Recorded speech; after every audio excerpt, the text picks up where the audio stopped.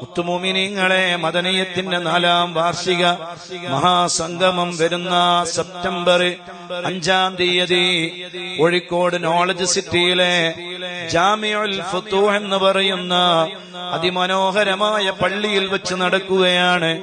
ഇൻഷാ അല്ലാഹ് വളരെ പ്രൗഢമായൊരു പരിപാടി. ആ പരിപാടിയിൽ എല്ലാവർക്കും പങ്കെടുക്കാനുള്ള സൗകര്യമുണ്ട്. നിങ്ങളെല്ലാവരും ആ പരിപാടിയിലേക്ക് വരണം. സ്ത്രീകൾക്ക് പങ്കെടുക്കാനുള്ള സൗകര്യമുണ്ട്.